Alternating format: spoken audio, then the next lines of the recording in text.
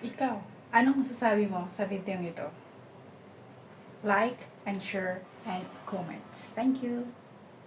Pakita na tayo ay nasa gitna ng huling panahon. Ang mga patunay ay malinaw. Dumarami ang gutom, kumakalat ang mga sakit, nagiging mas madalas ang pagbabago ng klima at lumalayo ang mga tao sa espiritualidad. Ito ay sumasalamin sa mga sinabi ni Jesus sa Kabanata 24 ng Mateo. Nagbabala siya, maglalaban-laban ang mga bansa, mag-aaway-away ang mga kaharian. Magkakaroon ng mga taggutom at lindol sa iba't ibang lugar. At ito ay simula pa lamang ng mga kahirapan. Kayo ay uusigin dahil sa inyong pananampalataya. Sa mga araw na yon, marami ang mawawalan ng pananampalataya, magtataksil at magkakapuotan sa isa't isa. Magsisilitaw ang mga huwad na propeta at lilinlangin ng maraming tao. Sa pagdilim ng mundo, manlalamig ang pagmamahal sa maraming puso. Ang paglaganap ng kasamaan ay tanda ng nalalapit na pagbabalik ni Kristo, isang pangyayaring ating nakikita ngayon. Ngunit maaari ba nating isisi lamang sa pagkakataon ng paghina ng awa? Sa kasamaang palad, hindi. Pinatotohanan ito ni Apostol Pablo sa kanyang liham kay Timoteo. Alamin mo na, sa huling araw ay magkakaroon ng mahihirap na panahon. Ang mga tao ay magiging makasarili, hahamakin ng iba, magiging mayabang, mapang-alipusta, hindi susunod sa magulang, walang utang na loob, hindi moral, walang pagmamahal sa pamilya, mapanirang puri, hindi mapagbigay, walang pagpipigil sa sarili, malupit, ayaw sa kabutihan, taksil, padalos-dalos, mayabang, mas mahilig sa kalayawan kaysa sa Diyos, nagpapakita ng relihiyosidad, ngunit tinatanggihan ang kapangyarihan nito. Tayo nga ay nasa katapusan ng panahon, isang katotohanan na nais kong ipaliwanag ngayon sa pamamagitan ng pagtalakay sa 7 pangunahing kasalanan na nag-aanunsyo ng pagbabalik ni Kristo. Kung hindi mo pa napapansin ang mga senyales na ito, ihanda ang iyong sarili na mabigla habang ibinubunyag ko ang bawat isa sa kanila. Isa itong hindi ka nais-nais na katotohanan na ang mga kasalanang ito ay naroroon sa ating pang-araw-araw na buhay. Umaasa ako na iniiwasan mo ang mga ganitong pagkakamali. Bago tayo magsimula sa ating talakayan, hinihiling ko na suportahan mo ako. Kung hindi ka pa nakaka-subscribe, paki-subscribe na ngayon. Gayon din, magiging malaking tulong ang iyong like at pag-activate ng notifications. Walang anumang pagkaantala, tayo na at magpatuloy. Ang ating unang paksa, ang pagiging makasarili. Tulad ng sinabi ni Apostol Pablo sa 2 Timoteo, ang pagiging makasarili ay laganap. Tingnan mo lang ang social media para makita ito. Patuloy na ipinagmamalaki ng mga tao ang kanilang mga tagumpay nang hindi iniisip ang iba o ang Diyos. Ang pagiging makasarili ay isa sa mga pinakamalalang espiritual na sakit ngayon. Sumisira sa kakanyahan ng pagkatao at lumalayo sa mga tao mula sa banal. Ito ay salungat sa mga utos ni Jesus. Mahalin ang Diyos ng buo mong puso at mahalin ang iyong kapwa tulad ng iyong sarili. Sa kasamaang palad, laganap ang pagiging makasarili sa ating mundo, ngunit bilang mga Kristiyano, dapat tayong lumaban.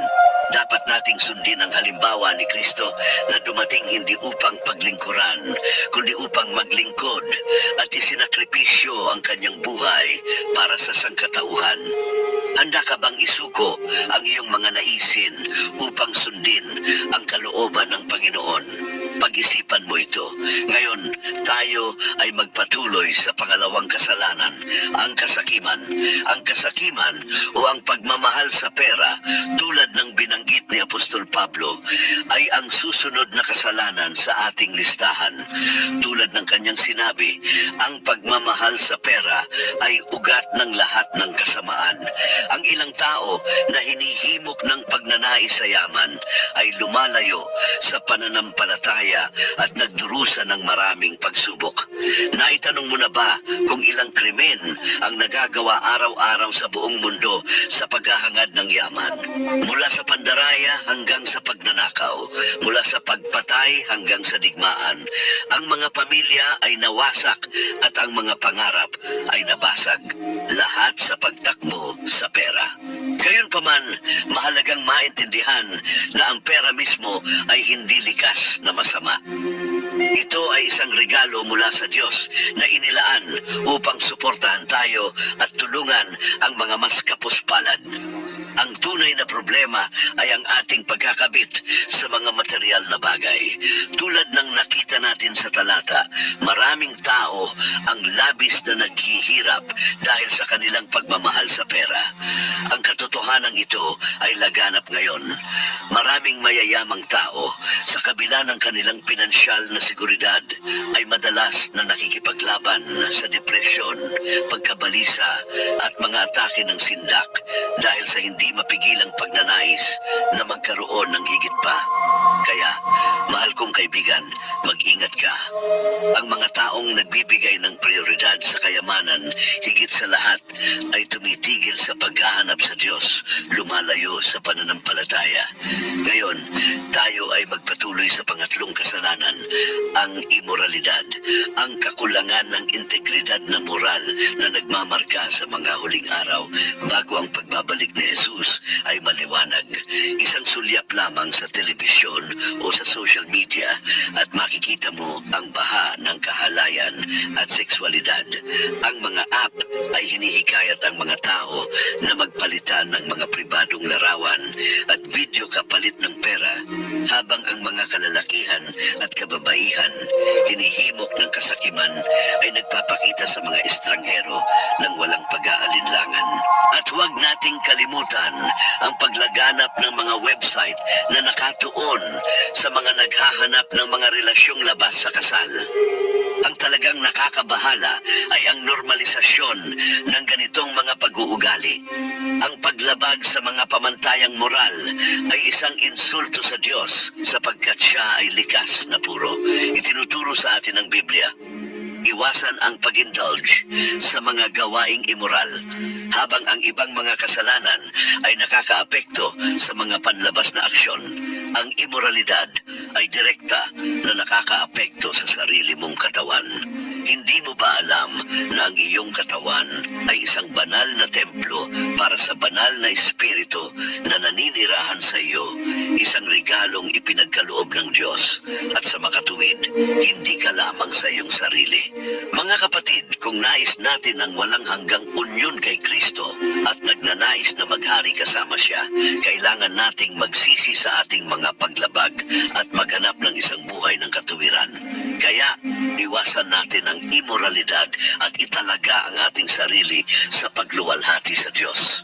Ngayon, pag-usapan natin ang tungkol sa blasphemia, ang pinakamatinding kasalanan na maaaring gawin na sa kasamaang palad ay laganap sa maraming anyo tulad ng sa mga soap opera, pelikula, musika at maging sa internet. Pagbulay-bulayan natin ang mga salita ni Jesus. Sinisiguro ko sa inyo ang bawat paglabag at blasphemia ay maaaring mapatawad, maliban sa blasphemia laban sa banal na espiritu. Ang kapatawaran ay magagamit para sa paninirang puri, mga blasphemia at mga kasinungalingan, mga pag-uugaling madalas ipakita ng mga Pariseo laban kay Jesus. Ngunit kinilala rin ni Jesus ang posibilidad ng kapatawaran para sa mga ganitong gawa. Gayunpaman, ang kritikal na panganib ay nasa pagblasphemia sa banal na espiritu. Bakit? Sapagkat ang banal na espiritu ang may papel na kombinasyon kumbinsihin ang mga tao sa kanilang mga kasalanan, gabayan sila patungo sa pagsisisi at tulungan ang kanilang kaligtasan. Ang pagsisisi ay ang kinakailangang landas para sa pagtubos mula sa sariling mga paglabag. Ang mga nagpapakalat ng masamang salita laban sa banal na espiritu ay binabaliwala ang tanging nilalang na may kakayahang magtulak sa kanila na talikuran ang kanilang mga kasalanan at maghanap ng kapatawaran. Maaaring itanong mo, nagawa ko na ba ang ganitong klase ng masamang salita? Ang sinumang nakadarama ng tunay na pagsisisi ay hindi nagkasala ng blasphemia laban sa banal na espiritu. Malinaw na ipinahayag ni Jesus na tatanggapin niya ang lahat ng lumalapit sa Kanya. Kaya ipagtapat mo ang iyong mga kasalanan at ang kapatawaran ay ipagkakaloob sa iyo. Ngayon, harapin natin ang ikalimang kasalanan, ang pagpapalayaw sa sarili. Ilang beses tayo nagtatago sa kaginhawahan, umiiwas sa pagbabago at nananatiling hindi gumagalaw. Ang malinaw na senyales ng pagkakomplesensya ay lumilitaw kapag iniiwasan natin ang mga desisyon o responsibilidad na maaaring manggulo sa ating kaginhawahan.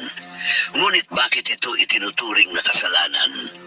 Sapagkat ang pagtupad sa tawag ng Diyos at ang pagpapalaganap ng Kanyang salita ay nangangailangan ng paglampas sa mga hangganan ng kaginhawahan.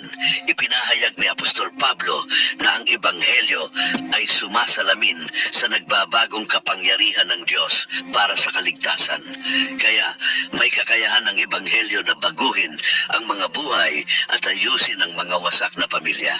Subalit, ang pagiging komplasente ay humahantong sa pagiging kontento lamang sa pagdalo sa simbahan na nagkukunwaring natupad na ang kanilang mga tungkulin bilang Kristiyano at tinalikuran ang imperatibo na ibahagi ang pag-ibig ng Diyos.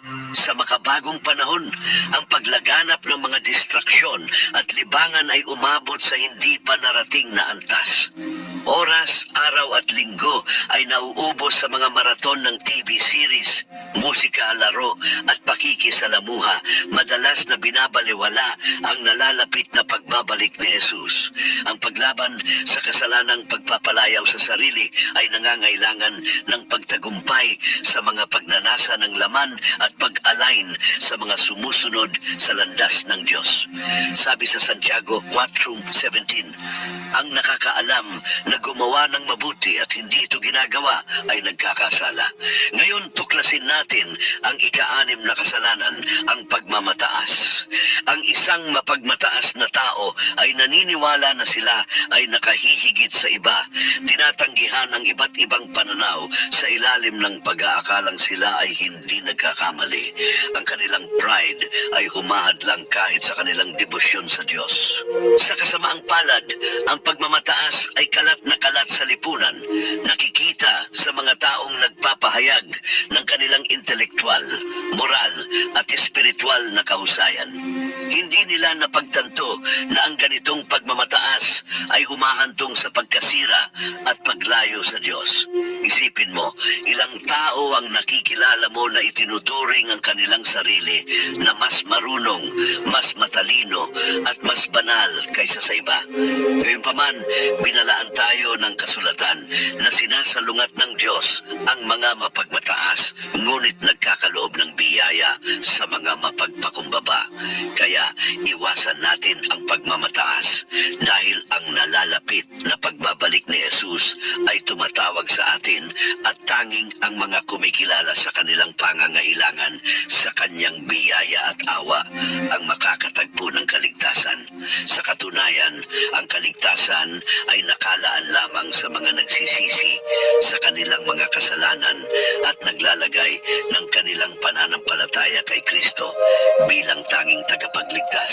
Ngayon, tuklasin natin ang ika-7 kasalanan, ang kawalan kawalang pasasalamat.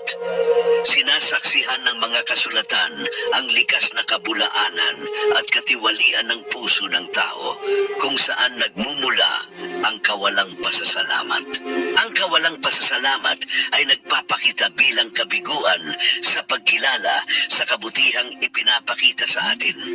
Pag-isipang mabuti, ilang beses ka nagpahayag ng pasasalamat sa Diyos ngayon o sa nakaraang linggo.